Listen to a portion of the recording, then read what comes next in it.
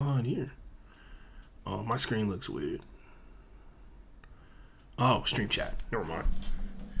Sorry, hold on a sec. Y'all know what time it is.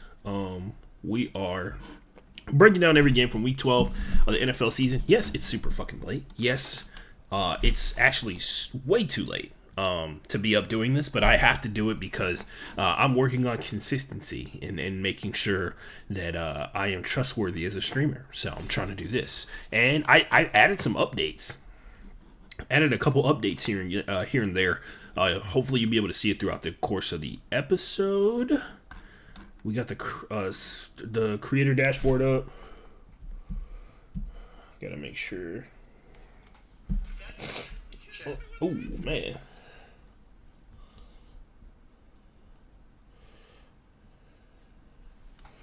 Gotta get a bunch of stuff. Check this out. Yeah.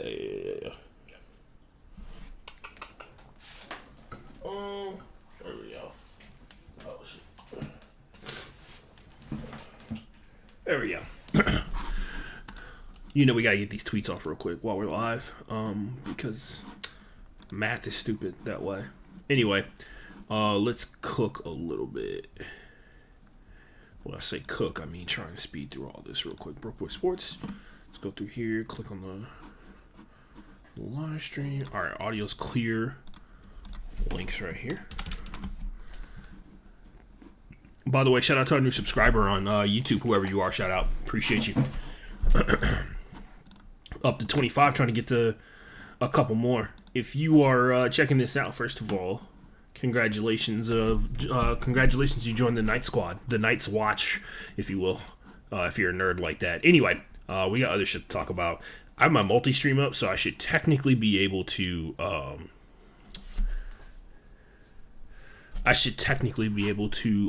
Multi-stream. It should show me the Twitch chats from everywhere. So hit me up with any NFL stuff, questions, hot takes, details, all that kind of shit like that. We're streaming on Facebook, YouTube, and Twitch right now. If you are following on one, make sure you go follow on the other two. I appreciate that very much. We're trying to get these tweets off. Anything NFL related, hop in, talk about it. I'm pumped for it myself, honestly, man. Watched every single game from this past week, except one.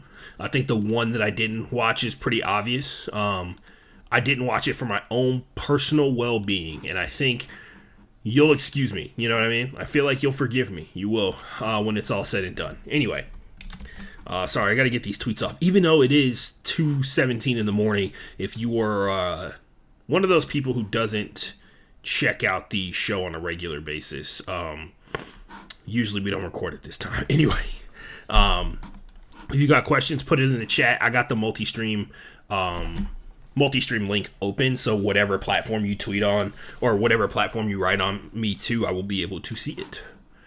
I will point out I'm still at a point now where I cannot identify where literally any of the Facebook streams are going. My girlfriend did tell me that she got a notification that I went live, which I appreciate. Oh man, let's mute that real quick. Shield mode shortcut. Anyway, did let me know that it's a real thing. It did happen because I tried to go on Facebook to pull it up to monitor it and hear the audio on that aspect of it, and it didn't come up. So that's not the case. If you're wondering why I'm doing the show so late, I have a problem. It's the fact that my car literally is the spawn of fucking Satan right now, and I have to spend all the daytime hours trying to get it fixed. I just copy the stream name here. So yeah, been doing that. It fucking sucks. I have an air injection intake pump that I took to a mechanic who only works like a couple hours a day because he helps out a lot of people and stuff. He helps out older people in the neighborhood, and my mom likes to give him business because he's doing what he needs to do, and he actually gives people way too much free shit, to be honest with you. Anyway, taking my car there. That's what's happening. let's get it popping here in a couple of seconds, man. I see people hopping into the chat. If you are out there watching the show or anything like that, make sure you, one, drop a follow. Two, if you have any NFL hot takes, questions, anything like that, drop it into the chat. I will respond. I'm watching on all the 3 platforms. This is probably the most organized the stream has ever been in terms of being able to have access to all the other platforms at one time. So I'm excited to see how this all shakes out. So, like right now, I'm being told that we have more viewers than usual, which of course would mean that I should probably start streaming at this time. And then of course I would like to let you know that will not be happening. So don't get too accustomed to it. This is me being irresponsible, which is why we're doing this show. Anyway, let's move on. Let me move on with my life, shall I? And cook up this music real quick. We got a beat dropped by Christina Gukas here in a second, and we'll get the show popping. Hit me up on Twitter, FB_Playbook. Going live at 3, 2, 1.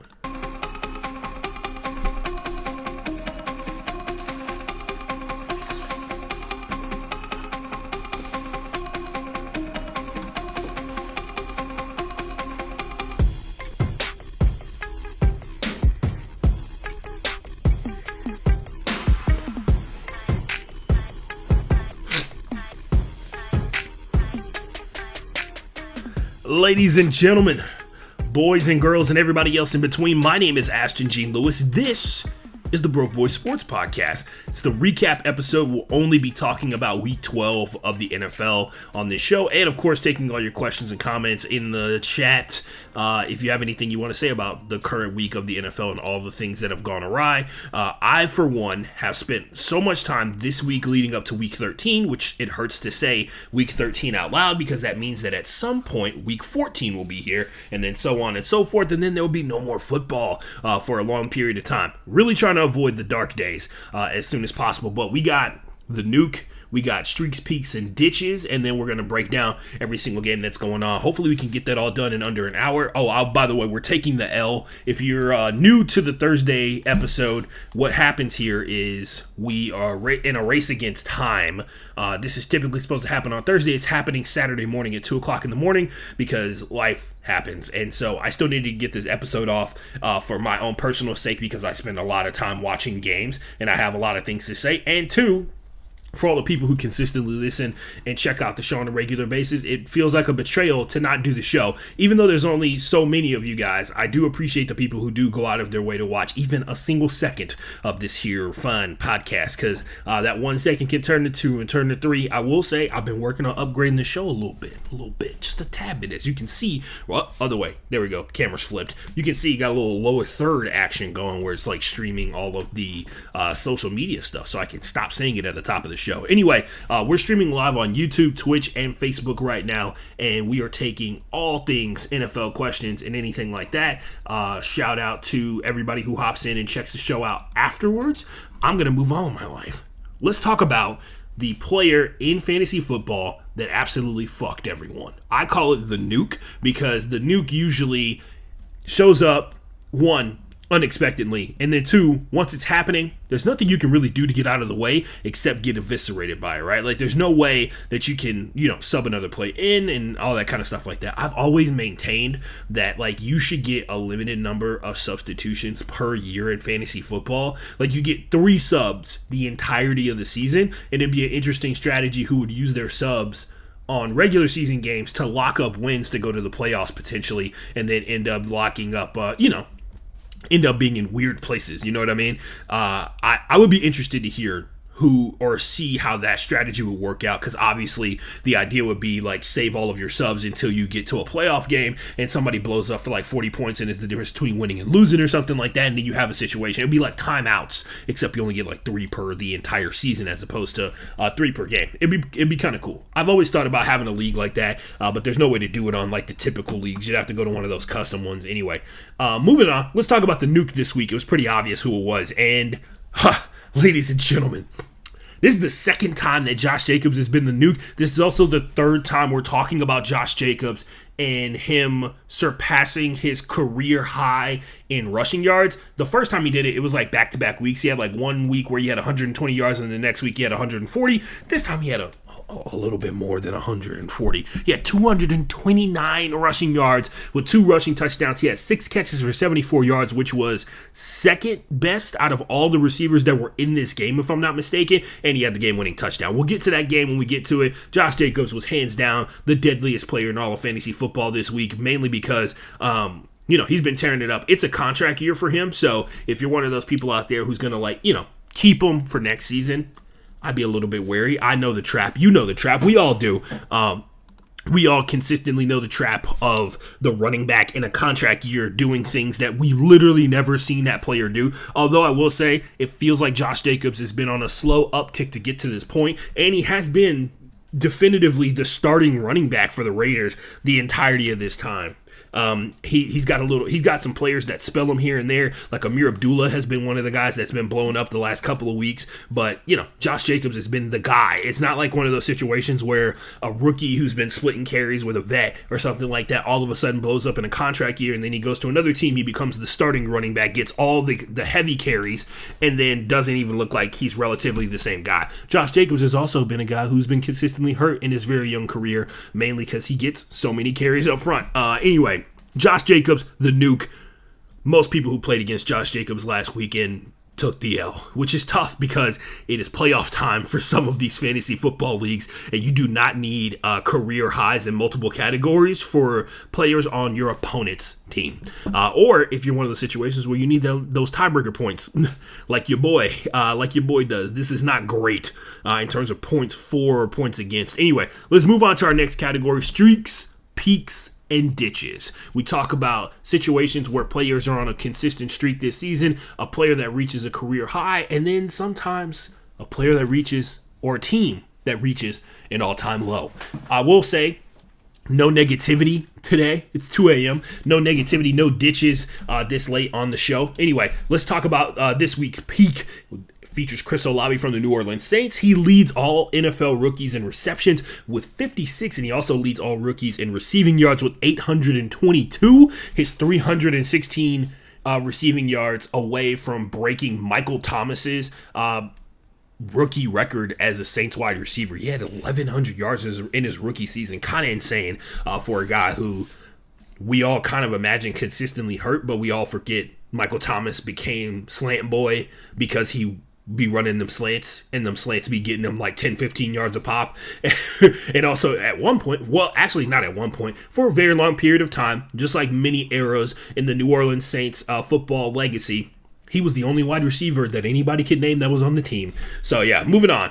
Chris Olave looks like he's the new guy on the block in terms of the new guy they're going to run into the ground at wide receiver.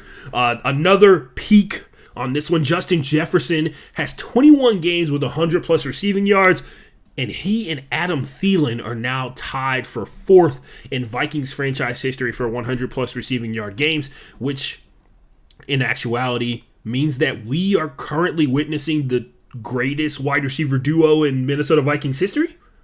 I believe that's what's happening here, folks. We're witnessing the greatest duo in the history of the Minnesota Vikings. And Justin Jefferson and Adam Thielen tied for 100-plus yard games. Obviously, Adam Thielen, his ability to get those 100-plus yard games are heavily influenced by Justin Jefferson's he's been balling out of control for a really long time. Anyway, it also feels like Justin Jefferson just started playing in the NFL, and somehow he's already got a season and a half worth of 100-yard receiving games. That's how it goes when you're elite.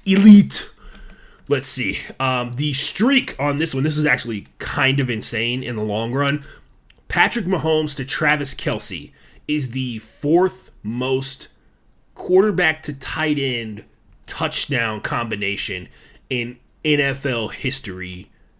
They beat out Drew Bledsoe and some guy named Ben Coates. I'm not even going to lie to you. I don't even remember this combination, mainly because I actually was like 5 years old when I wasn't 5. So Tom Brady took over in like 2002, I believe. I was in 6th grade when that happened. I was not watching football. I was not obsessed with football. If you don't know my background, I didn't go to a school that had a football team in high school or middle school. So I never played football until I got to college. I played half a season, and I sucked ass at it at the Division I level. Who would have thought? I showed up. I got tendonitis. I tried my hardest. I thought I broke my arm in one practice one time, and Yeah, no, I sucked at football. I like watching it a lot. I'm impressed by the athletes that do it, but nonetheless, I do not recall Drew. I know who Drew Bledsoe is, obviously. I do not recall Ben Coates. But it is funny to think about a guy who plays for the Patriots with the last name Coates, because turncoats. Anyway, that was nerd shit. You didn't hear that. I didn't say it out loud. You didn't hear that. Let's go to another streak on this one. CJ Mosley, if you guys recall, and this is maybe it gives you an indicator of when I did start playing or watching football, right? CJ Mosley, when he was with the Ravens, I legitimately thought he was going to be the next great linebacker they had, and then they traded him away to the Jets, and he was almost like never heard from again. Up until very recently, he got 10 tackles on Sunday, which put him at 107 in total on the season, which is his 6th consecutive season with 100-plus tackles. He is one of 5 active players in the NFL to be able to pull that off, which is insane to think about because he plays linebacker. Typically, one, there's not much space on the field for linebackers anymore, and then 2, he is 5th all-time with 100. He's 5th in the league currently with 107 tackles. So, yeah, it's insane to think about that for a guy who is playing for the Jets, and the Jets are on a sudden massive uptick as an organization, right? That is massively important overall to have guys who are playing lockdown defense. And CJ Mosley, he's finally seeing all those tackles that he's accrued over the years, because he almost had like 170 tackles a couple of years ago, and it basically was like a 3-win season for the Jets or something like that. Anyway, let's see what our number 1 one is this week. It is a peak. So this one it's a little wordy, but it's worth it at the end. Geno Smith has 8 games. Geno Smith, 8 games with 100-plus passer rating, currently leads the NFL. The longest streak of games with 60-plus completion percentage and an 80-plus passer rating, he's up to 10 with those 2 metrics. A 60+% completion percentage, which for a starting quarterback, a good starting quarterback, is not like that amazing. But the 80+ passer rating over the course of 11 games, which shows great and immense consistency, right? He's got 10 of those. He's got 11 of those. Anybody who has over 10 won the MVP. So there have been 4 guys who have had over 10 or at 10. Steve Young had 10. Peyton Manning had 12. Aaron Rodgers had 12. Geno Smith has 11. And all 3 of those other guys that I mentioned, 1, pretty good quarterbacks. 2, won the NFL MVP the year that they were able to pull off that crazy stat, because it is ultimate consistency to be able to pull that off. Yeah. So I guess line it up for Geno Smith. Anyway, let's go to what's popping. Let's take over and talk. Oh, wait, I almost forgot, man. Let's talk about, I'm supposed to update you guys on my pick'em leagues that I'm in. So I have one that's for the spread. We are currently in the 70th percentile of the ESPN pick'em leagues for both of these records. I got 6 and 7 versus the spread this past week, and then for straight up money line picks, 11 and 3. So pretty good. Pretty good on both accounts. Almost at 100+ wins for the 3rd consecutive season. I also would like to point out I typically don't pick Thursday Night Football, mainly because I forget, because I'm usually doing other stuff. But Thursday Night Football, I've basically missed picking that. The only reason I picked 2 of the 3 Thanksgiving games because I didn't wake up in enough time to pick Lions Bills that day, because I've been up all night getting ready for a podcast. What do you know? And so, we're doing all right. We could have been 12 and 3. I personally would have picked the Lions to win, and they did not, and we'll talk about that a little bit later. But yeah, so let's talk about the categories. If you don't know, on this show, when we recap the NFL season, or recap the NFL week that was, we have 4 different categories. We're only going to use 3 this week. We don't have any oh my games. We'll talk about why in a second. It's because we're getting late in the season, and a lot of these games are getting sad for some of these teams, and some of these, because we're not seeing surprising things very much anymore, because we know a lot about these teams. We have the snooze fest category, the games that were the most boring to watch, whether it be because the favorite won by decisive amounts of points, or because you saw something really sad, which a lot of games in the heartbreakers category filled in the gap of, wow, that was really sad to watch, and I can't imagine being a fan of this team right now, because as you guys probably surmised, as a guy from Houston, Texas, One of the two NFL teams that I root for did end up in the heartbreakers category yet again. This is what we're here for, the category where we talk about the games that were the most exciting. The games that I believe, one, if there were only a couple of games that you can watch, if there was only like one or two games that you can watch from week 12, it would be these games.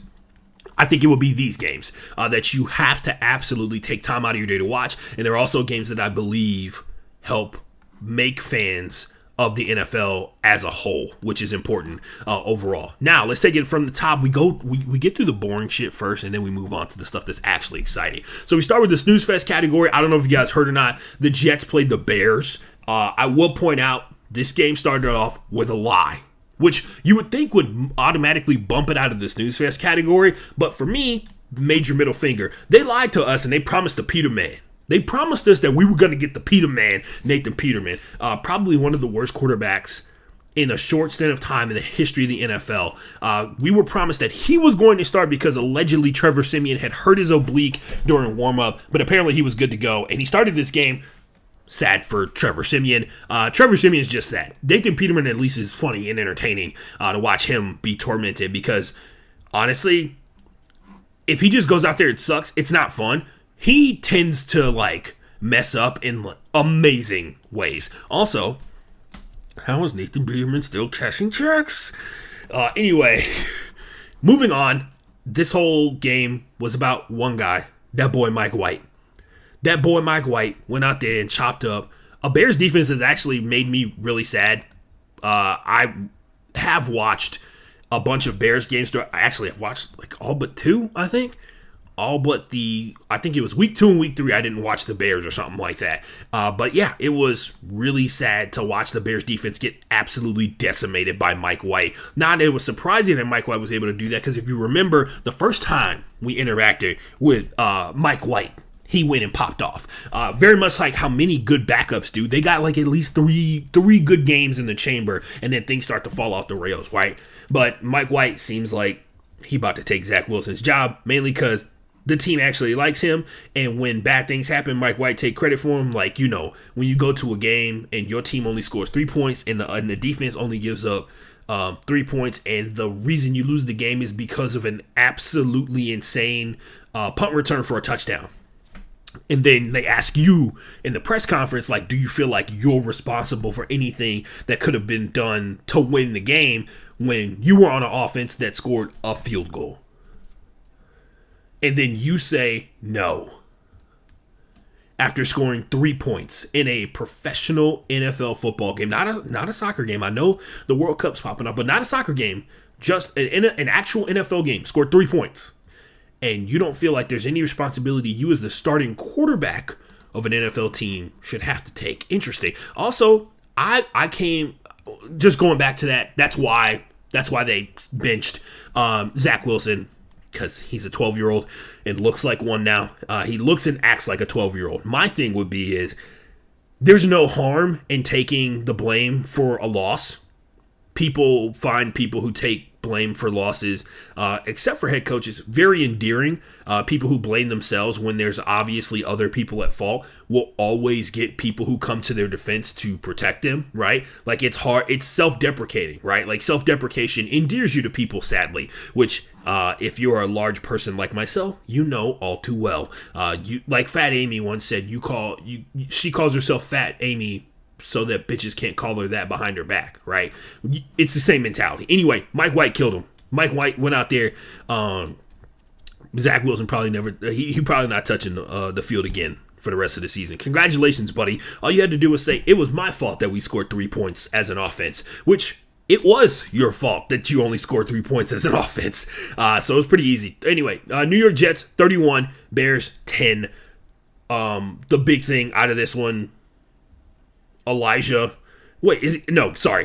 Wilson. I keep thinking Elijah Moore. Elijah Moore was pissed the fuck off earlier this season. But anyway, Garrett Wilson has 3 games in a row where he's had 95 plus yards. I mean, Ohio State knows how to pick them, don't they? You know what I mean? Anyway, moving on. Another snooze fest game. The Commanders played the Falcons.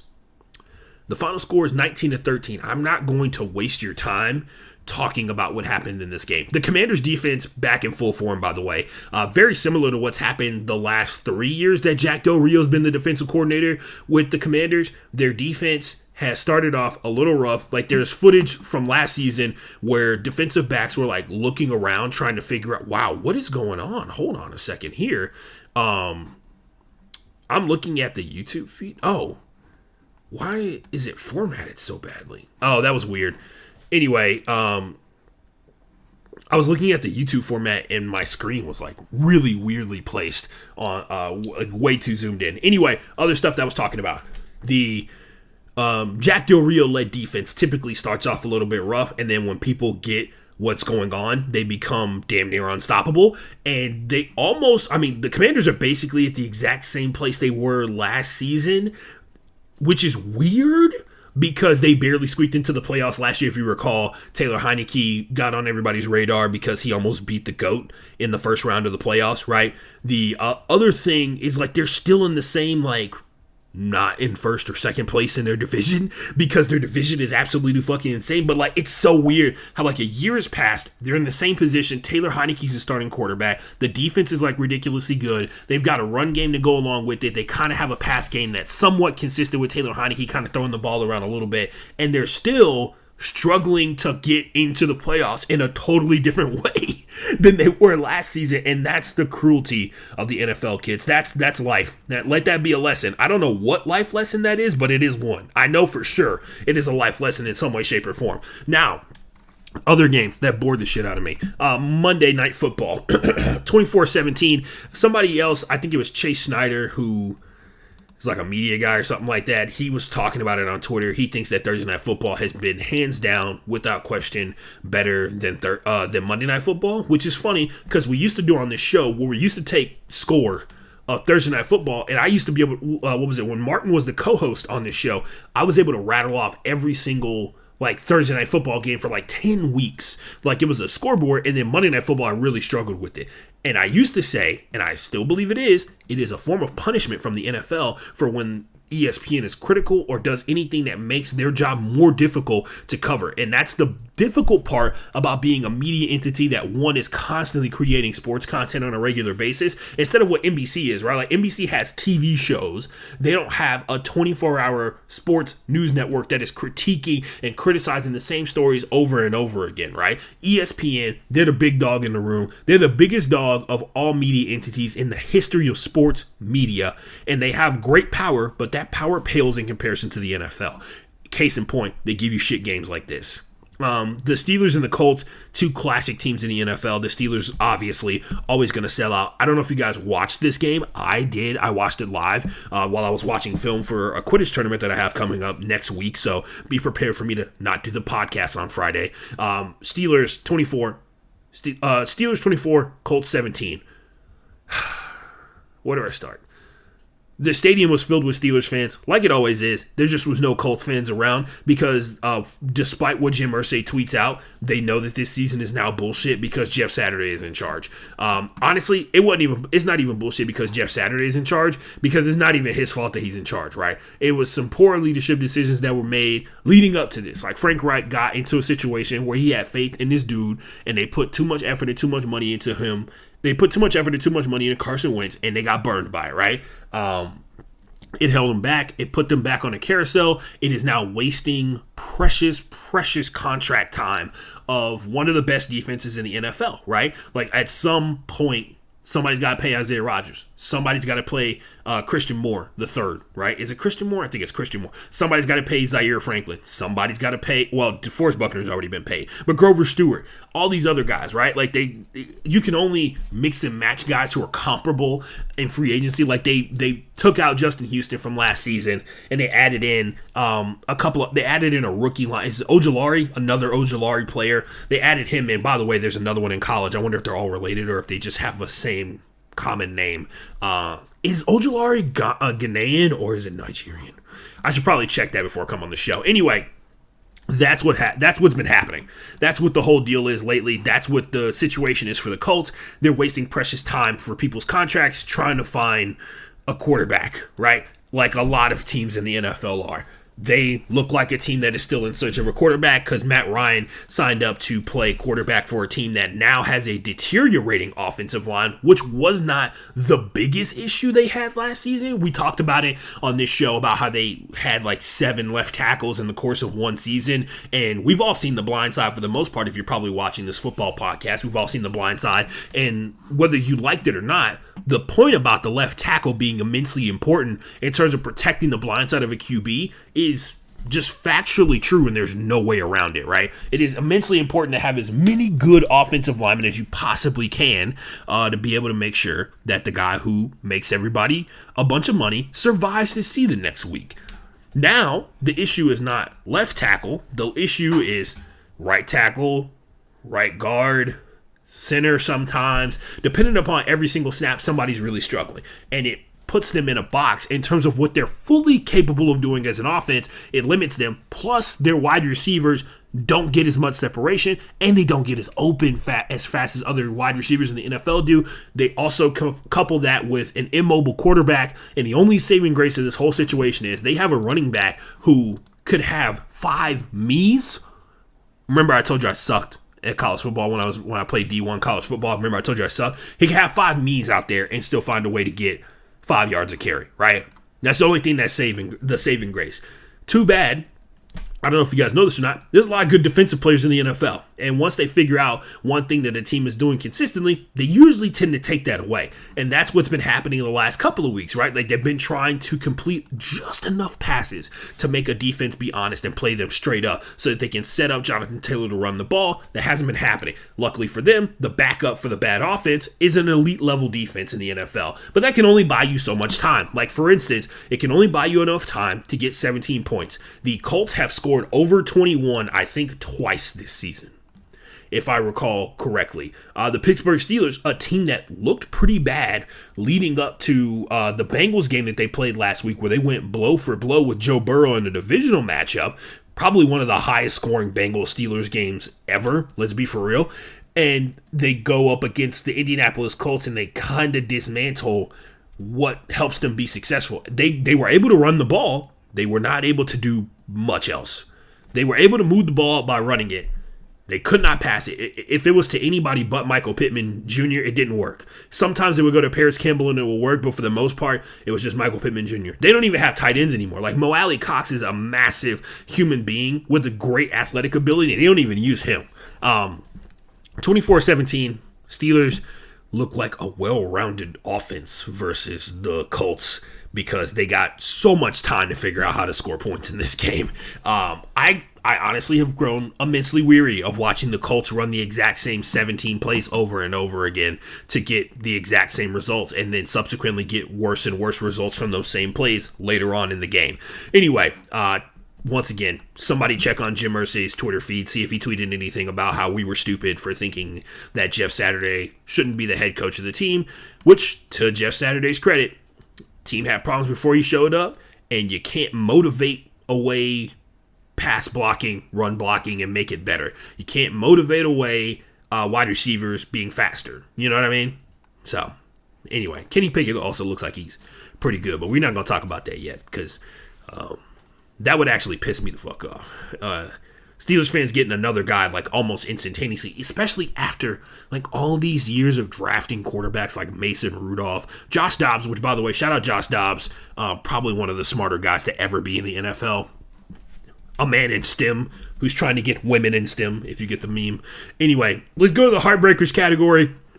A couple of games in here. The Bills played the Lions. This was a Thursday game. I am always and will root for the Lions. I knew they were going to make this game close based off of what I've seen the last couple of weeks. Their defense hasn't been just completely garbage like it was at the beginning of the season. They've also been seeing a massive uptick in the ability to generate pressure on quarterbacks that they've been playing up against. They had one of their rookie defensive linemen he's the first rookie Detroit defensive lineman to get 2 sacks in a single game. Aiden Hutchinson was the rookie defensive player of the week, or he was NFC defensive player of the week this past week because of the performance that he put on during this game, which is not surprising because Aiden Hutchinson has been killing the game as a early, number 2 pick overall in the NFL draft. Absolute hit so far. The Buffalo Bills, surprisingly enough, able to run the ball now. Didn't know that was a thing for them. They're still having that issue where Josh Allen has to go out there and make insane plays. They're still, that's still a major issue that's going on with them, but I think we're all just going to ignore that, where the first couple of reads aren't open, and so Josh Allen has to run out of the pocket and wait for a wide receiver to break open on improvised plays and stuff like that. It's an issue when Patrick Mahomes does it, but their entire offense is actually built around that, right? Their entire offense is built around make wide receivers occupy as much space on the field as possible. When play falls down, make wide receiver occupy other space where quarterback can throw to, right? That's not what the Bills are doing. The Bills run, on average, deeper routes down the field than most teams in the NFL, which means that you have to have a quarterback like Josh Allen who can throw 80 yards while running to the right, being chased by three defensive linemen, right? You have to have a guy who can do that. Anyway, this is a heartbreaker for me because, one, I was rooting for the Lions to win. Two, I'm pretty sure this completely eliminates the Lions' ability to make the playoffs unless some absolutely asshat scenario happens where 7 teams go on a 4-game losing streak and the Lions slip into the playoffs. But yeah, especially considering they got so close, they left too much time on the clock is the joke, right? I think they left 45 seconds or some shit like that, and the Bills were able to get down to the 40-something yard line or the 30-something yard line. And Tyler Bass, I don't know if you guys know this or not, he's one of the clutchest kickers in the NFL, along with Younghoe Koo, who, by the way, the Falcons totally fucked in that game versus the Commanders. I think they asked him to kick a 58-yarder or something like that, and it got knocked down. Anyway, it hooked to the left. It was really sad to see my boy Younghoe get done in like that. Anyway, set up for failure. 28-25, the Bills march on. The Bills keep chugging along, and the Detroit Lions have a bad draft pick because they've been playing pretty good the last month. So San Francisco 49ers, 13, New Orleans Saints, 0. I didn't watch 2 games this week. I forgot. I didn't watch 2 games this week. Another shutout for the 49ers this season. Disturbing. Absolutely disturbing. Because there's a lot of, every time you see these guys play football, it's a God-given miracle anybody can even gain yards against them for the most part. Oh, and they're getting, Arik Armstead is coming back this week. So, fun for whoever they're playing this upcoming week, right? Arik Armstead is coming back from injury, so it's only going to get worse. It's only going to get worse. Shout out. The San Francisco 49ers pull off a shutout. The bigger concern is the 13 points that they scored on offense. I get it. The Saints are probably a top 10 defense if they had a somewhat decent offense to match up with them and play a little bit of complimentary football, which is indicated by the fact that they only gave up 13 points to an offense that has Deebo Samuels, Brandon Ayuk, George Kittle, and one of the deadliest weapons in all of the NFL, Kyle Juszczyk. Kyle Juszczyk, but Juszczyk on Instagram. He literally is his name is spelled the phonetic way you're supposed to say his name, Juszczyk. Anyway, yeah, that was sad. I didn't watch it. I read about it, and it was sad to read about. Kansas City Chiefs.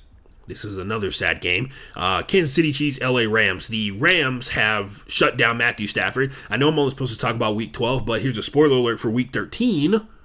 They've already decided Matthew Stafford is out of concussion protocol, but he will not play this upcoming week. The Super Bowl hangover is vicious.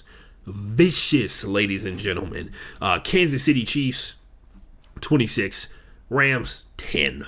Isaiah Pacheco dominated this game, which is really sad because that means that my boy Bobby Wagner did not do his job, and that's hard to believe because he's one of the greatest of all time. Other stuff out of this game, they started Bryce Perkins at the quarterback position, and I believe he threw 6 passes. He got the Malik Willis treatment out there. So, as you all know, that's fantastic for any other aspect of a football team. A run game that the other team knows that is totally coming because their quarterback hasn't thrown a pass in 12 snaps. And for a pass defense, the field positioning that they had throughout the course of this game, pretty bad. Surprisingly, only gave up 26 points. Let's be real. Other games that were super sad in the heartbreaker category for different reasons. Oh, this is in the heartbreaker category because, how the mighty have fallen. The Rams absolutely dismantled. Don't know how they got 10 points. Legitimately still watch the entire game. Have no idea how they got that 10 points. So, the Dolphins played football this past week, right? The Texans also showed up. The score was 30 to what was it at halftime? Hold on, I can look it up right now. I honestly, this is the game that I didn't watch because I saw the updates on Twitter, and it was going exactly how I theorized it would, and also exactly how I said it would go on this fucking show.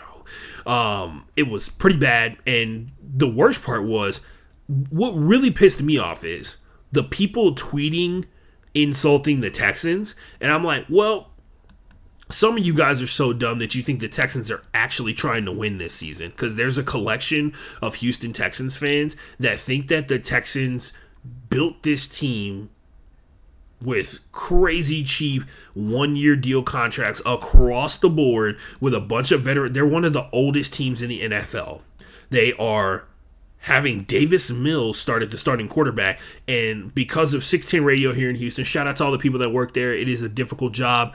Shout out to Mark Vandermeer, play-by-play guy for the Houston Texans, who's got his own show there, but they have been blowing smoke up Texans fans' ass about how Davis Mills technically would be like a top 5 pick in this upcoming draft or whatever because of how good he is as a starting quarterback. And that may or may not be true on another team. That's what I'm going to say. Like everybody but Laramie Tunsil is like super cuttable after this season.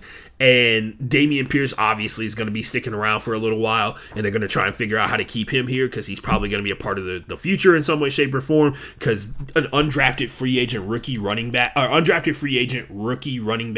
is probably one of that's very good. One is very much on brand for the Texans, Arian Foster, the greatest of all time. Also, two, like the cheapest possible player at one of the most important positions, regardless of what people say.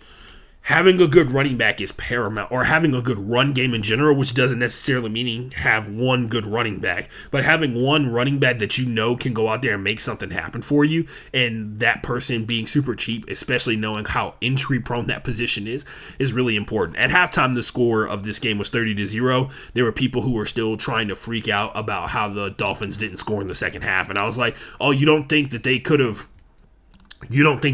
just been like, hey, Tyreek, run down the left-hand side of the field real quick? You know what I mean? I didn't watch it for obvious reasons. Kyle Allen started this game, by the way. Man, what a journey. What a journey all those guys from Texas A&M have been on. Kyle Allen, what a journey. What a time. What a life he's lived in such a short amount of time. Anyway, check it out sometimes. It's actually kind of wild what Kyle Allen's been through in the short amount of time that he's been playing for. Well, in the short amount of time that he's been alive, because I think he and I are like right around the same age, or like he's younger than me or something like that. Anyway, the Dolphins 30-15. The Texans showed up and played in the second half. And you know, if people are looking at the score on the ticker, because there's no way that a person, unless they are a diehard hardcore Texans fan, will go out of their way to watch this game. They'll be like, oh, that wasn't too bad. The Dolphins won decisively, but it wasn't embarrassing, even though the fact of the matter is it was extremely embarrassing, like in a lot of different ways. And it's only going to get worse because one of the best running backs in the NFL, combined with the best quarterback in the history of the Houston Texans, are going to be coming to Houston this upcoming weekend, and there's a lot of other things that are going on, but one of the bigger issues that's going to happen on the field is that the Browns are significantly better than the Houston Texans now, and quite frankly, the Browns could go blow for blow with the Dolphins in like a couple of weeks after Deshaun's gotten an opportunity to adjust to the offense. They've got Amari Cooper, and a lot of people don't talk about that, and I feel like Amari Cooper is going to blow up this week. Anyway, I'm done with that. I'm here to talk about the games that we're here for. This is what we're here for category. The Raiders played the Seahawks in probably the best game of the entire week. Final score, by the way, one of two teams to score 40 points this week. The Raiders 40, the Seahawks 34. By the way, this game was played last Sunday, 35 years ago to the exact date of one of the most iconic NFL games for the people who were like adults in the 90s. The game where, if you've ever watched the Boz 30 for 30 special, they mentioned this game. It is when Brian Bosworth gets absolutely annihilated by Bo Jackson, and then they start talking about how Brian Bosworth's shoulders have are degenerative, so like they're deteriorating at a higher rate than the average person, and they are not recovering at all, and it shortened his NFL career by like a lot. And he used to play with them big old bookshelf pads like they called them back in the day, right? So but he was still Brian Bosworth, one of the best to ever do it, you know what I mean? And especially at the college ranks. 35 years ago to the date, Bo Jackson ran for 200 yards, and I think he had like 2 60-yard touchdowns. And that was he was on the Raiders taking on the Seattle Seahawks. Keep that in mind. We're going to reference that a little bit later. The final score says a ton about this game, but so does the things that happened in the first quarter. So this is what happened to just Derek Carr in the first quarter. He got sacked once in the first quarter. That's pretty normal for like a starting quarterback in the NFL. You get sacked early on in the game because somebody was able to pick up on something from one of your early on plays, or somebody just made a great move at the defensive line, especially considering the Seahawks have progressively gotten better at generating quarterback pressures as the season has gone on, right? He also threw 2 interceptions in one quarter, one of which was the first offensive play of the game. Like, not just for the Raiders. The Raiders got the first possession. They kicked the ball off, came out there on offense, threw the ball, and it got intercepted by the Seahawks. That happened, like in the first quarter of the first play of the first drive of the game. He also threw for a touchdown. I will also point out there were 3 interceptions in total in the first half because Geno Smith threw one as well. So a celebration from Amir Abdullah, who ran a wide receiver-esque wheel route, caught a touchdown, did a roundhouse kick in front of Quandre Diggs, slightly grazed his pad as he was floating midair completely. There's actually a really cool photo of it. Floating midair completely, he scraped the shoulder pad of Quandre Diggs as he was walking by after he got beat, and the ref said, oh, well, that's not cool. That's a personal foul. And so Amir Abdullah got like a 15-yard penalty after the kickoff or whatever. So, yeah. Anyway, Quandre Diggs had a rough day out here. Let's be for real. He got one of the interceptions, but he had a rough day in coverage. It seemed like a lot of times when there were big plays down the field, Quandre Diggs was very far away from the ball or close to the ball, but not close enough, which is, if there's any phrase to define the existence of a cornerback in the NFL, I'm pretty sure that's it. The color analyst was saying, and I actually agree with this one, there was this David Archuleta. He said they should pick up the flag because the roundhouse kick was really cool. I respect that. I honestly do. I respect that kind of mentality where it's just like, nah, dude, like you get style points for that, and the style points cancel out the flag. If we lived in that world, I feel like we'd be in a better football world. You know what I mean? A little bit less uptight. Wouldn't be called the no fun league. If you do something cool, you know, you risk getting the penalty, or it's cool enough and we forget about the penalty and we move on. Moving on. To Derek's credit, this is Derek Carr's credit. He didn't stop slinging it. He did not stop slinging that thing. He scored his second touchdown of the first half with 5 minutes into the second quarter. It was to Mac Hollins, who after 5 years, which we have talked about on this show so many fucking times, and I'm going to keep doing it because it's actually really cool to see a guy who is so personable on the internet. Mac Hollins was really cool when he was with the Dolphins. He was like an anime guy. He did a lot of TikToks before it became cool for people to be on TikTok. Anyway, Mac Hollins scored a touchdown, believe it or not, off of the ultimate "we about to get weird tonight" play, the flea flicker. He scored a touchdown off of that. And I was mentioning before, he's been in the league for 5 years, and this is hands down in every single category possible the best season he has ever had. He is finally getting a chance to go out there and ball out of control, and he's getting it and taking advantage of it. Like I said, off of a flea flicker, he scores a touchdown, and it was actually kind of sketch. The pocket got collapsed pretty hard because the D tackles just kept pushing further and further up the field even after they saw Josh Jacobs get the ball. Geno Smith threw another interception, and it was one of the luckiest plays a linebacker will probably ever make. So it was dual crossing routes. It was dual crossing routes. They look like giant arcs, right? They're not the shallow crossing routes, but like the deep crossers that go like 20 yards up the field. They intersect with each other, and then the wide receivers keep going. If the DBs are in trail position, they'll run into each other, or they'll run into one of the wide receivers, and the wide receiver who that person was trailing will get wide open and then throw the ball wide open. Or this thing happens. Both of the wide receivers are running. They're in zone coverage. The Raiders are in zone coverage. Denzel Perriman drops back 15 yards yards further than where he started. He's a linebacker, so he was like 5 yards away from the line of scrimmage. He drops back 15 more yards, and he hits DK Metcalf and Tyler Lockett while in a backpedal at the mesh point that Geno Smith had already thrown the ball to, and the ball goes right to Denzel Perriman's hands. Yeah. That happened. That's like exactly what happened. And he ran it back a couple of times. If you ever want to see a cool video, Denzel Perriman does some really cool linebacker drill videos on NFL Play. The NFL Play account. You can just type in like Denzel Perriman linebacker drills.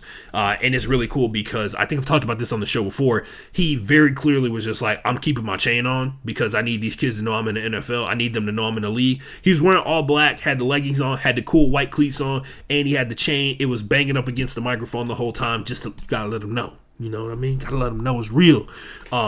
If you do these drills hard enough, kids, you too can have a chain that bangs against a microphone. Yeah, that was the second interception, or that was one of the interceptions from Geno Smith. The Raiders got a Josh Jacobs touchdown one play later after that interception from Denzel Perriman.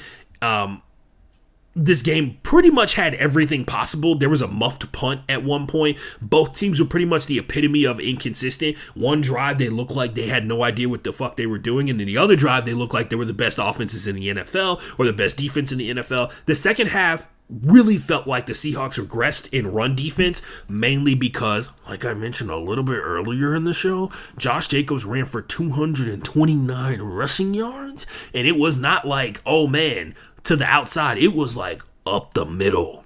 Like up the middle type shit. Also, Zamir White and Amir Abdullah got a couple of carries out there at the running back spot, and they pretty much did the same thing. I think Zamir White had 2 carries for 28 yards, which is a massive yards per carry average.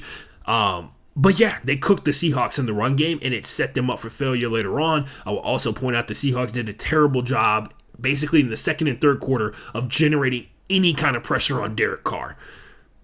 And I would say this is probably the latest I've ever seen this in the game. I would say that this moment is probably the deepest into a game I've ever seen this. They showed the fish market thing, the place in Seattle where they throw the giant tunas around and stuff like that. They didn't show that until like the fourth quarter. I don't think I've ever seen it shown that late. They showed that decibel meter a bunch of times, and I always wonder, do they calculate the decibels in all the other stadiums and they're just like pathetically too low and so they don't do it? Or do they just do it in Seattle to like feed into the lore? Or are the Seahawks paying for people to, you know what I mean? I know that, guys, we know that they're pumping in. We know that they're piping in noise. We know that. The Commanders do it. They got caught doing it. I think the Falcons got caught doing it a couple of years ago. They were like, their stadium sounded like there was 50,000 people in there. And there was maybe like 12 at one point when they were ass. But yeah, let's be for real. The Seahawks, one, have designed a really acoustic-friendly stadium. CenturyLink is a really acoustic-friendly stadium. Is it CenturyLink now? I think that's the stadium sponsor. Anyway, I don't get paid by anybody, even if I got it right or wrong. But yeah, they got that going on. You know, a little bit here and there, to make it loud. Let the other people know that they got to get. I feel like that's the hustle. Like when they play that get loud noise, and you play the audio of like a crowd cheering to get the crowd to cheer. I think that counts, right? Like that's cool. That's within the legal play. But we're talking about like they out here just playing audio, like they got a disc, like a CD that they blow dust off of. They put it in the CD player for the PA system, and that thing is just spinning. It's got 16 tracks burned onto it from LimeWire of different crowds cheering in different places. One of them sounds like a corrupted file, and the rest of them are mislabeled. It's like crowd noise, right? Crowd noise at a golf tournament, and it's just literally a football crowd yelling the whole time. Anyway, I think that's what's going down. We all know that's what's going down. I'm not here to criticize my Seahawks. You know what I mean? The Seahawks utilized, I will point this out, damn near every single player that they have that had two hands and knew the plays. On offense, they got a pass to Will Dissly. They got Noah Fant involved. They got Travis Homer, a touchdown at one point. Actually, sick touchdown from Travis Homer, another big anime fan. Starting to see a connection here. DJ Dallas got a couple of catches and rushes. Kenneth Walker, who, by the way, we're going to talk about a little bit later, did not have a great day. It happens, though. Wide receiver-wise, obviously, they threw the ball to Tyler Lockett and DK Metcalf. They got Marquise Goodwin involved throughout the course of the game. And, yeah, man, it was all hands on deck. And I think that's the benefit sometimes when you have like a veteran quarterback because they know that you got to get the ball to the money guys at some point, but they also know like these other cats be getting open, and these other defenses, they trying to focus on the giant behemoth that is DK Metcalf. Maybe I throw it to the guy who's like 5'7", you know what I mean? Maybe I throw it to the elite level track guy in Marquise Goodwin, right?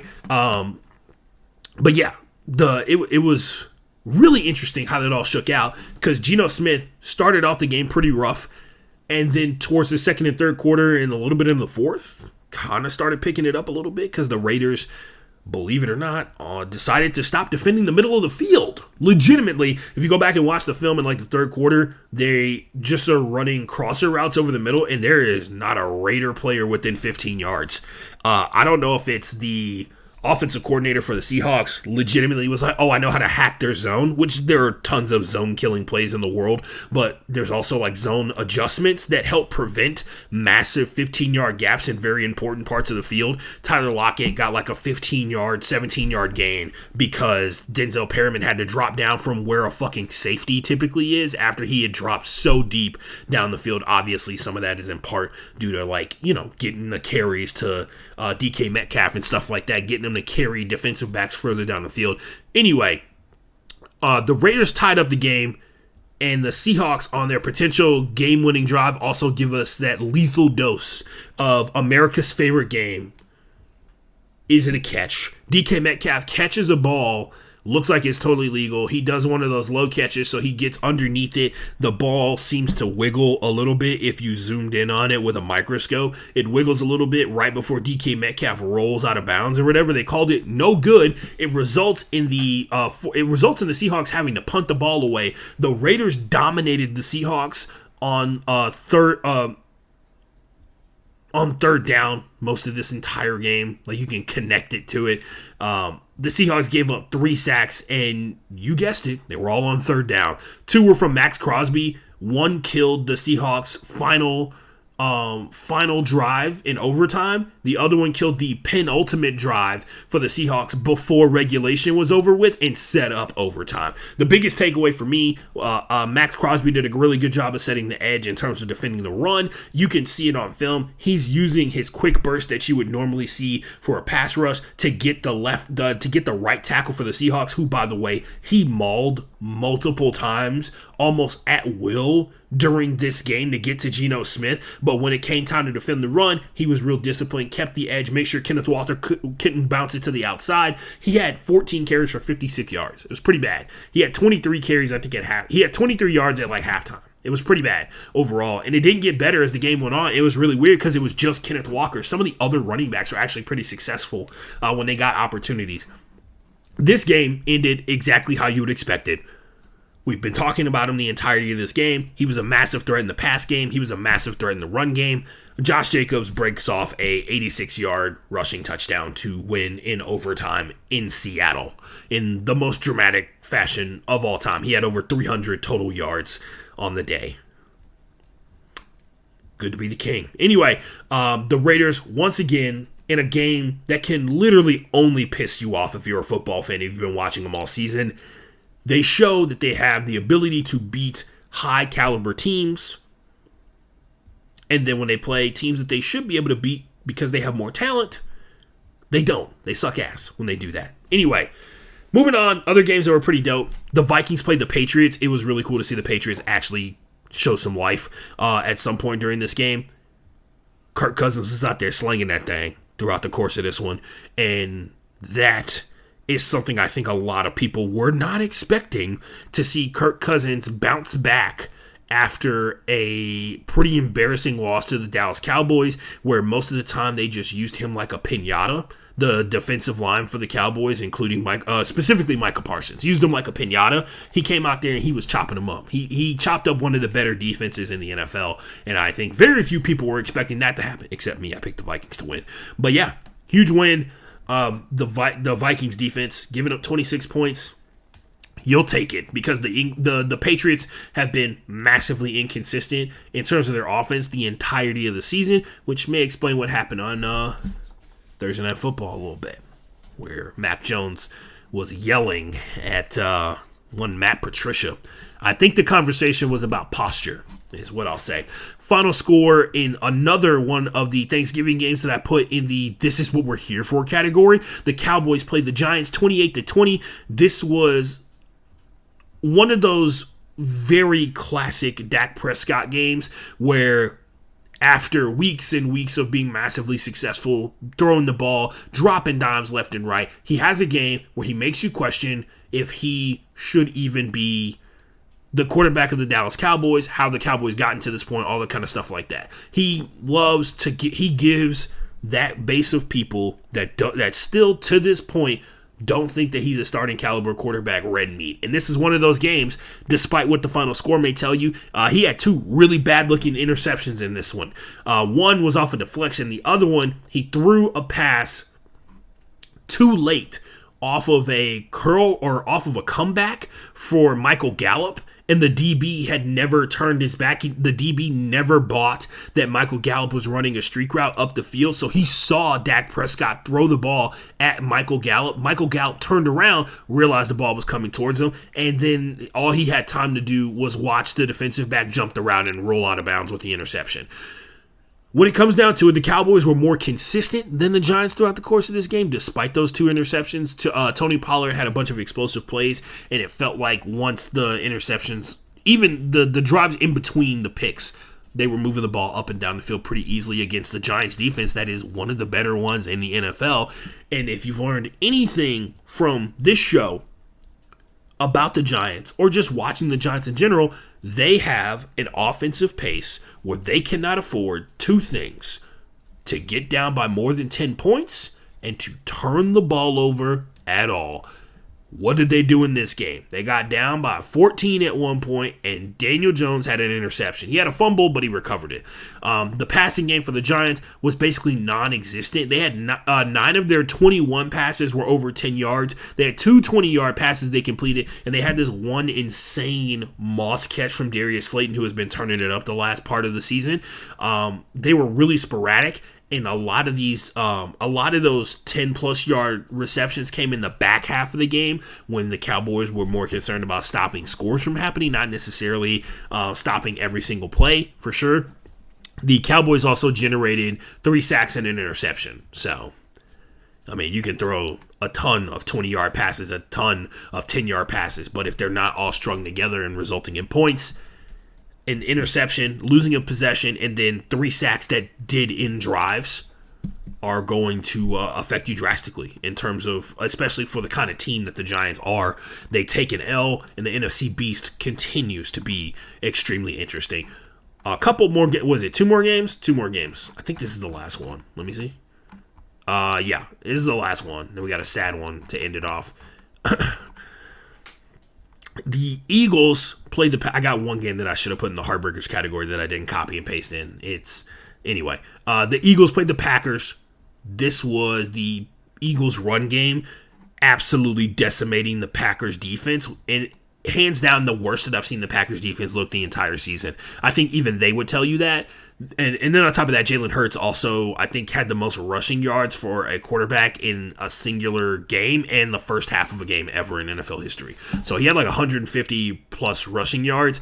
You can go back and watch some of the highlights of this game if you have time to. I would suggest watching the entirety of it because it was actually fun because, like I said, the final score was 40-33, despite all of the yardage. The 500 yards of offense, 5 footballs worth of offense that the Eagles put together. They still only won by a touchdown. They did turn the ball over, but it wasn't at a pace that the Packers weren't doing because the Packers turned the ball over twice and the Eagles turned it over one time off of a fumble from A.J. Brown that got ran back inside of their 20 by Clay Walker, by the way. Shout out Clay Walker, Georgia linebacker. Anyway, they had that going down, man, and it was pretty wild. Miles Sanders was killing it. We're starting to see the Eagles rely mostly on Miles Sanders at the running back position. Like, we saw a little bit of Kenneth Gainwell. We have not seen Boston Scott in quite some time. And if you are a Miles Sanders person that has him, 1, wants the best for Miles, and then 2, has him in your fantasy league, you hate Boston Scott. He stole a lot of Miles' touchdowns early on in the season. Anyway, Eagles tear it up. They were almost unstoppable throughout the course of this game. The big thing to come out of it is Aaron Rodgers gets pulled in the back half of it because of an injury that is either to his thumb or to his ribs. There was a big report about how he's got like a crazy fracture in his thumb that's going to take a while to heal up. Jordan Love goes out there, slings that thing around a little bit. Probably the best that we've seen Jordan Love look in the course of a game. Oh, also, Chauncey Gardner-Johnson, CJ Deuce got hurt in this game. That's huge. He leads the NFL in interceptions, if I'm not mistaken.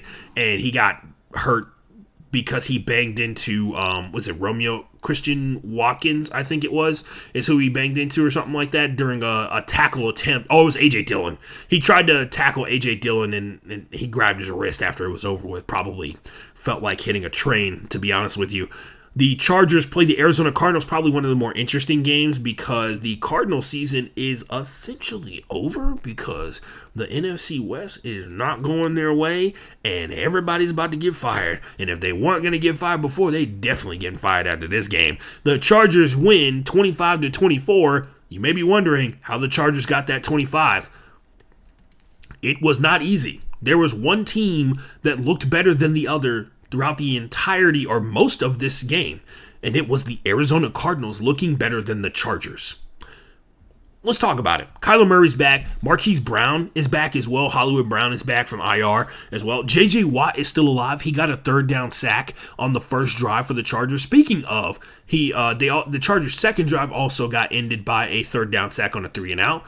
And speaking of opening drives, James Conner had his first fumble ever this season on the first drive for the Cardinals. So that was a really rough way to start it off. Also, did you guys know that DeAndre Hopkins is still very good at football? He had a 36-yard touchdown catch where he broke a tackle while catching a football at the same time.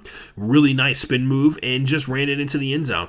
The Cardinals show off one thing consistently throughout the course of this game, and is their ability to run that damn ball. James Conner was banging out there, and not in the sexy way. I mean in the violent way. The Chargers get off to a really terrible start. Their first 4 possessions, 2 of them are ended by sacks on third down. One is 2 of them are ended by sacks on third down. One of those 2 was a 3-and-out. The other one, the third possession, was a 3-and-out as well. It just got ended because they couldn't complete a pass. And then the 4th possession was almost taken away due to a fumble from Jordan Palmer. They do end up scoring on that one thanks to Michael Bandy recovering the fumble afterwards and the referees changing their decision on who actually recovered the fumble after looking at the review, which I don't think you see too often, where they're like, yeah, we're going to review this turnover, and then they see that the other team actually did recover it first before I think Isaiah Simmons was able to rip the ball out or something like that. By the way, Isaiah Simmons was all over the field in this game. Crazy, man.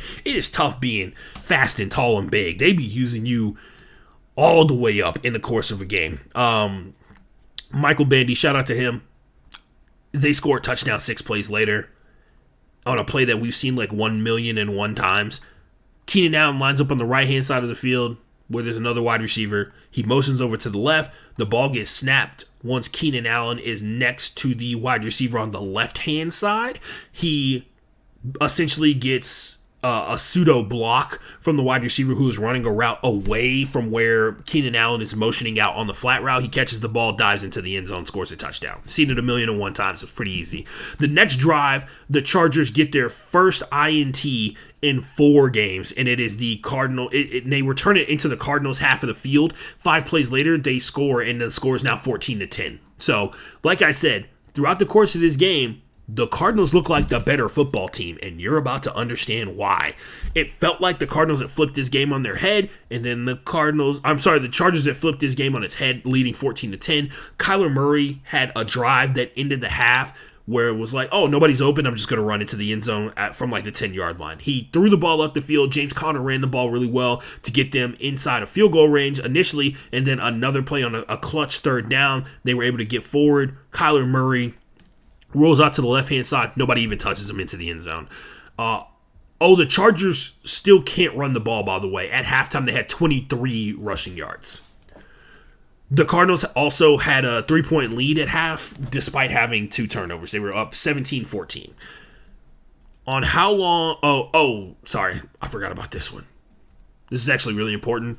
I was at halftime of this game, and I was looking at some of the highlights, and I realized something. The Chargers have a white defensive back, and nobody told me about that. Not to be that guy, but I thought we trusted each other, guys. I thought we were all friends.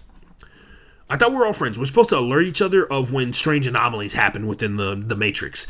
Does the Matrix know about this? Are they going to get rid of that Gilman guy at some point? Anyway, I can't wait to hear somebody explain to me how Gilman is not actually white, even though I'm pretty sure he is. Anyway, the Cardinals seemingly had the Chargers on the ropes vast majority of the second half, mainly because of this one really weird thing that the Chargers have that's very similar to the Ravens, where the Chargers have had, at this point, 20 possessions in the second half of a game, and they've scored one touchdown. That was last week versus the Chiefs. Up until then, they've kicked a bunch of field goals, have not scored a touchdown in the second half of a game. As you can imagine, if you're trying to win games in the NFL, you might want to score touchdowns. Anyway, the Chargers, like I said, they seemed like they had them on the ropes. In the second half, they stuffed them inside the red zone to force the first field goal of the half. That was at actually, I did the math on this one. You'll hear it at the end. They kicked a field goal basically at the very start of the third quarter. They got an interception in the fourth on a potential game-tying drive. That's terrible for anybody attempting to win. And then the following drive, where they had another attempt at a game-tying drive, they got a 13-yard sack on third down instead. That was for free. You know what I mean?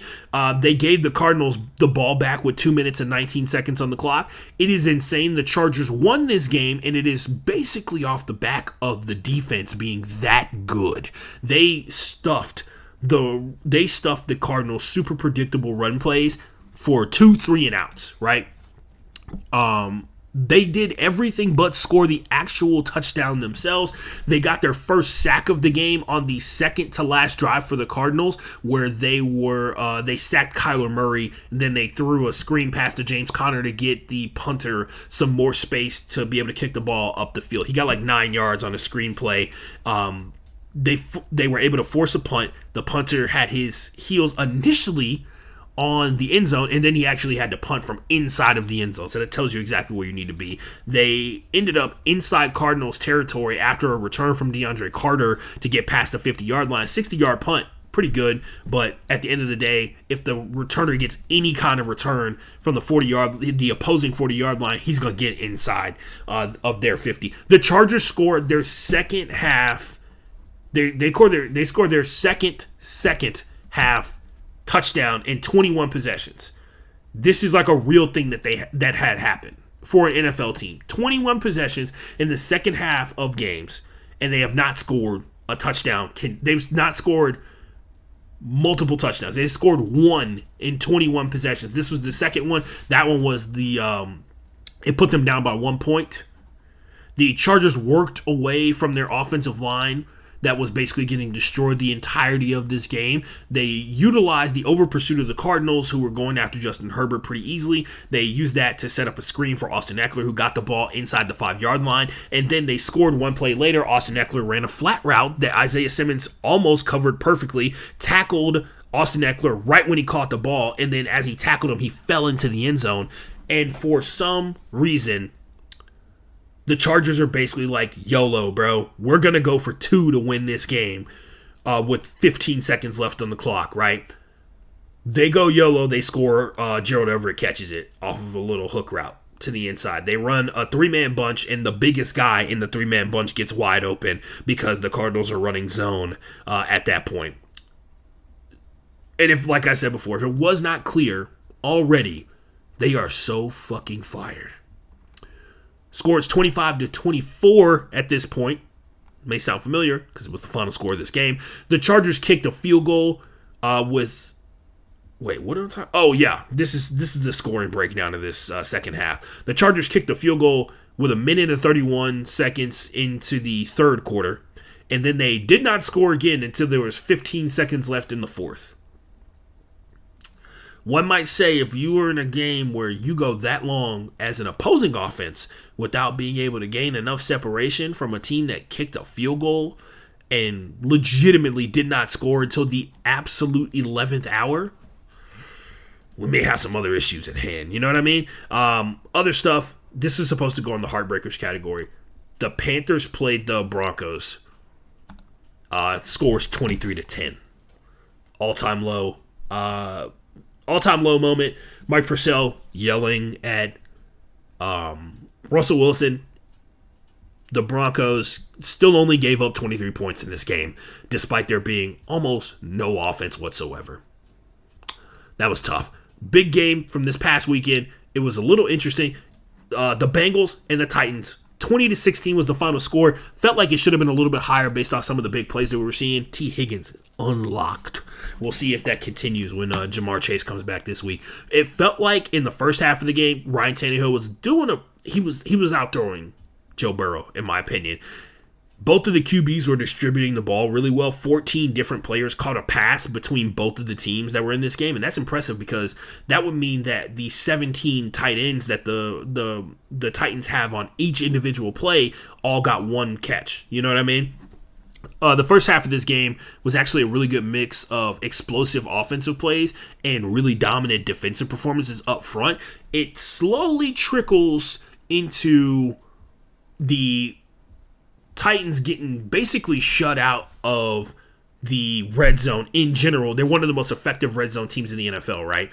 They are driving down the field, doing their thing, and then all of a sudden the Bengals defense that we've known is super effective all season just shuts them out. In particular, one thing that facilitates that. Mike Hilton may not be like the most familiar name that you know of. Mike Hilton was killing Derrick Henry.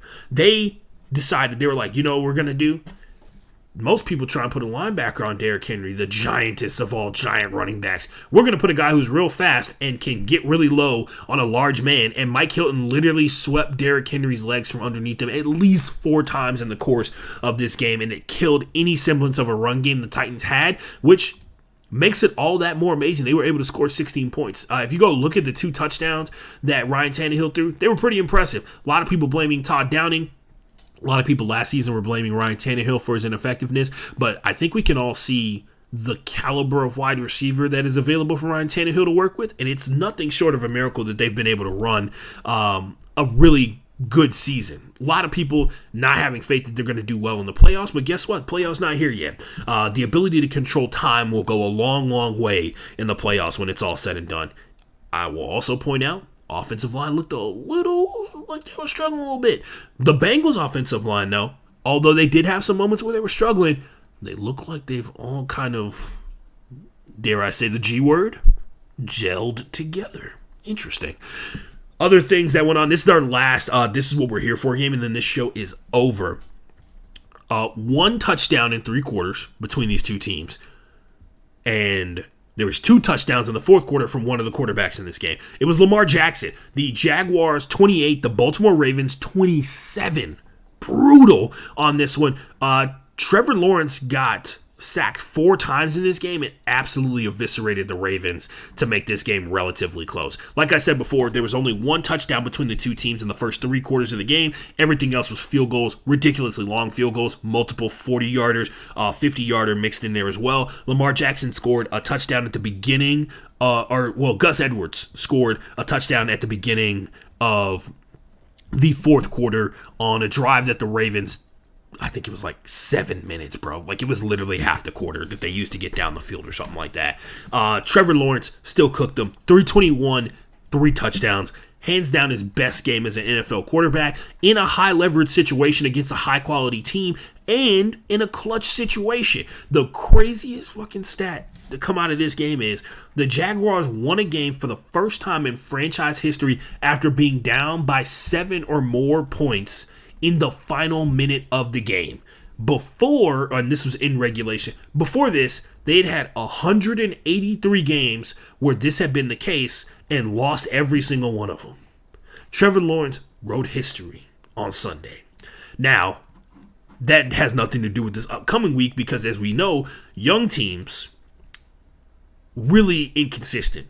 Honestly, experienced teams, really inconsistent. But in particular, when you're in this type of situation, this is something that you build on, right? Like, this game is not going to put the Jaguars in position to be a playoff contender, but this is the game that the fans are going to hold up high for a really long time. And the Baltimore Ravens got to be kind of embarrassed about this one, man. They are a better team than the Jaguars are overall, and I will say the wide receiver talent seems to be decisively in favor of the Jacksonville Jaguars. But we saw, like, if you watch this game, the Baltimore Ravens defense did their job again, and the Baltimore Ravens offense did their job in the second half. They actually scored more. I think this is the most points they scored in the second half of a game all season or something like that. So, but yeah, it was just the ineffectiveness consistently of the offense in this one. And of course, in the clutch situations, they left too much time on the clock for Trevor Lawrence.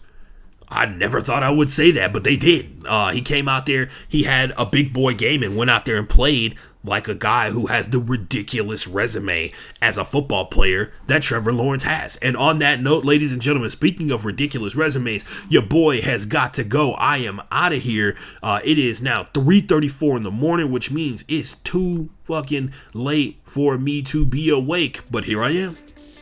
Thank you to everybody who checks out the podcast now, in the past somehow, if you have that capability, or more importantly, in the near future. Less importantly, the distant future. Wash your hands, wash your ass, be kind to people, and do good.